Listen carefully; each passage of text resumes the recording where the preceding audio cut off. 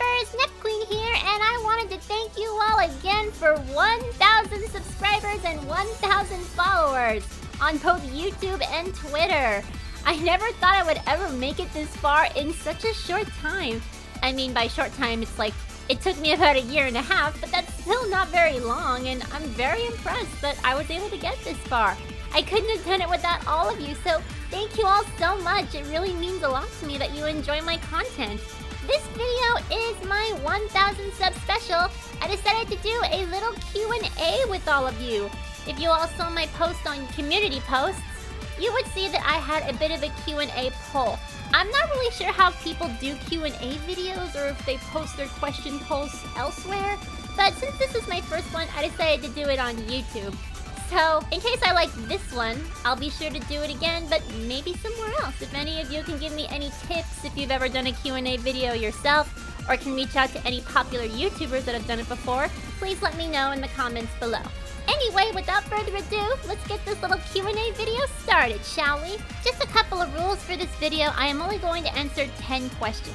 I got a lot of questions in my poll, but to keep the length of this video short, I'm only going to answer 10 of them, and they are going to be of my choosing, so sorry if your question didn't make it to this video. Another rule is, well, a lot of you seem to have completely ignored the first rule of my Q&A, which was to put hashtag AskQueen in the comments with your question, but since nobody did it, I have no choice but to let it slide. But for my next video, if I decide to make another one of these Q&As, please follow that instruction next time. Okay, let's get started. Here's the first question.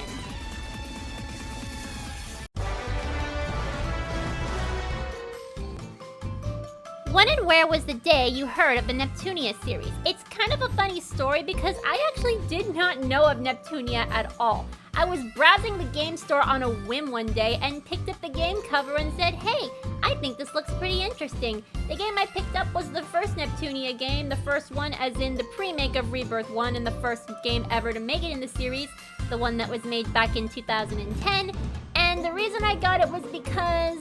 Okay, you guys are gonna laugh at me for this. I actually thought it was related to Black Rock Shooter due to how the characters were dressed. But to my surprise, it was nothing like it, and I never had a game experience like it before. And since it was kind of an infamous game in the series, I had no choice but to put up with it. It was very difficult, but I did finish it. Despite its cute characters and art style, the game was very difficult, and I wasn't sure I would ever play it again or go back to it. But when the sequel came out, I never went back. I mean, I never looked back. I was obsessed with this series. But yeah, it was pretty much on a whim that I discovered this series. Because yeah, before, I had no idea that it existed, but I didn't think I would enjoy it as much as I did. What made you want to make YouTube videos? As someone who's watched YouTube for a lot of years, I recently realized that there's such a thing as Let's Players that play games and talk during the gameplay to viewers on YouTube. And these are actually some of my favorite kinds of videos. I would always watch people play my favorite game titles, and I thought, you know what? I think I want to give this a try. Before I knew it, I ended up being quite a natural at it. Probably because I used to talk to myself whenever I played video games. I actually talked to myself pretending that I was actually content creating or streaming. And from then on, it turns out that I was a natural at it, and you guys seem to enjoy it, so I'm glad that I finally worked up the courage to make a channel and start my YouTube hobby, or career. I don't know where this is gonna take me, but so far it's just a hobby. What's your favorite moment in Neptunia? My favorite moment in Neptunia has to be the reunion scenes between the CPU candidates and the CPUs in Mark II and Rebirth 2. They're essentially the same game, so I included both of them. But I don't know, there was just something so heartwarming about the reunion scene in both the games and the anime as well. It's just so sweet seeing the bond between the two of them, although the bond was not really known way back when before the Rebirth saga was made. It was kind of confusing, and I didn't know that these characters had a bond at all. But I could tell that it was super deep, and no matter where I see it, I always love seeing the embrace between Neptune and Nepgear, as well as the other CPUs and their sisters. Who or what got you into acting? You seem so genuinely passionate about voicing scenes that I couldn't help but be curious about it. I actually am a huge fan of anime dubs, and the reason is because I love the voice acting work that people do. I admire the English voice cast, and even if they're good or bad, it still seems like they have a lot of fun with what they do. Before I knew it, I wanted to start doing it myself. One of my so-called impossible dreams is to be a voice actress myself. If it was easy, everybody would be doing it, but yeah, it's kind of hard to nail an actor or actress job, regardless if it's just physically acting or voice acting. But I hope someday I can reach that goal, and I decided to start with this game since there's nothing but girls in it, and I have a pretty high voice naturally, so it's pretty easy to voice these characters. I'm glad you guys enjoy it though, but yeah, that's about it. It's just the passion of watching other people do it or listening to other people do it. Which of your videos are you the most proud of? That would definitely have to go to my Pokemon and Neptunia crossover video. I had so much fun making this video, and I tend to watch it sometimes on my free time, and I'm always happy with how it turned out. I'm glad that I worked so hard on it. I think it took me about a week or two to make. Yeah, I was on a tight schedule, but it was still a lot of fun. I'm excited to make more as the games go on, and I hope you guys enjoy that series. If you haven't seen it, please go check it out. It's definitely my personal magnum opus as a YouTube creator so far. What's your favorite kind of pudding? I'm actually a plain Jane when it comes to desserts, personally. So if I were to choose, it would probably be the regular egg custard pudding or whatever the heck the normal type of pudding is called. I don't really put a lot of stuff on my dessert because I actually don't have a very high tolerance for desserts, and I usually need something light or simple in order to properly eat it. If I had a pudding with a lot of different stuff on it, I would gladly give it to my sister. But yeah, for me, just the regular kind. I've actually never had Japanese custard pudding before, but I hope I'll try it someday soon, and if it's anything like flan, then I know that I'm going to like it. What do you think of the original Neptunia games compared to the Rebirth ones, if you've ever played them? I have played them. I've played all 3 of them. In fact, that was my journey to Neptunia. And I gotta say, minus Mark II and Victory being almost exactly the same as their successors, I gotta say, the original game was actually super different from the Rebirth saga, and I think that I actually liked the storytelling of it better. Not to mention, the characters weren't just put into one sort of stereotypical box. Like, Neptune is a joker right now. She's like a total funny person. But in the older games, she was a little bit on the serious side and even a little sassy at times. It was kind of fun to watch. What? Only weaklings? Then I'll wait where I won't encounter any, and you can come get me when you find the box. Iffy was also a little bit more rough on the edges. Whatever. Don't call me Iffy. That's not my name. Kampa was around the same, but she wasn't nearly as fluffy. She was just more ditzy and kind of airheaded. My grandpa always said, never give no manipulative bitch the benefit of doubt. Let's capture her and make her confess.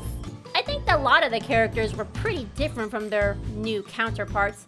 In my opinion, I think Rebirth actually mellowed them out compared to the original, and I kind of miss it. It kind of reminds me of the Animal Crossing games where in the first game ever made, everyone was pretty awful to you, but that's exactly what made the game interesting. And nowadays, everyone's so easy on you that it's just boring. That's kind of how I feel about the original Neptunia compared to the Rebirth saga.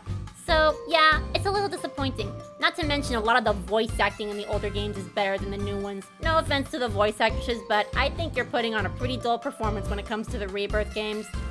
Do you have or have ever thought of giving yourself an HCD form? That is a secret. I'm not gonna tell you guys, but let's just say that I have been thinking about it. But I'm not gonna give you the answer anytime soon. I need time to develop my lore after all. Don't be expecting it too quickly, because it's not gonna be done anytime soon. I have a lot of other work to do, but maybe someday that answer will be revealed. What are the hopes and dreams you have for the Neptunia series in the future? Okay, this one's easy. World building. They have such an interesting thing going with the world building of the mainline series. Sure, some of the stuff may be a little jumbled, but that's only because they haven't filled in any of the blanks that a lot of us want answered. Who was the quartet? Who's the true goddess? Who were the CPUs fighting by Uranus' side? What are R4's origins? There's just so much to ask, and I'm so curious about it. So many things that are unanswered in the series, and I really hope that before they decide to put the Neptunia series to rest for good, they make another mainline that maybe answers most of these questions. Please, stop paying attention to the side games, and please make another mainline with an actual point to it. Please. Idea Factory, compile hard. We want this. At least I want it. If you're going to do a Let's Play of Mega Dimension Neptunia for this channel, would you go with Original or V2R? That's easy. I think I'm actually gonna go with V2R. I know it's kind of an infamous game, but it does fix a lot of the problems that I had with V2. And yes, I know V2 is superior in lots of ways, but V2R does kind of fix a few things. It gives us a little bit more backstory behind the scenes with the virtual reality scenes, and I actually enjoy the VR scenes. I think they would be fun to react to, or at least, you know, feel like I'm actually talking to the characters. Not to mention, they also fix the problem of having the EXP share come back, because in V2, you can only grind the EXP of the 4 characters in the front of your party, and the back get nothing. So that was always annoying to me, and I'm glad they fixed that. It was also a game to introduce the partner following, where you were able to travel with your whole party outside of the map when you were exploring a dungeon, and I really liked that. I'm glad that they gave that the option for DLC in the other games, and you better believe I'm going to take it. But yeah, I think I'm probably going to go with V2R. That is, if it's on Steam. And there you have it, everyone. That's about all the time we have for today's Q&A. I hope you guys enjoyed this little video, and I hope I was able to answer your questions in ways that you are satisfied with. Thank you again so much for 1,000 subs and followers, and I can't wait to grow even further. I'll see you guys in the next video. This is the Nepqueen signing off. Bye-bye!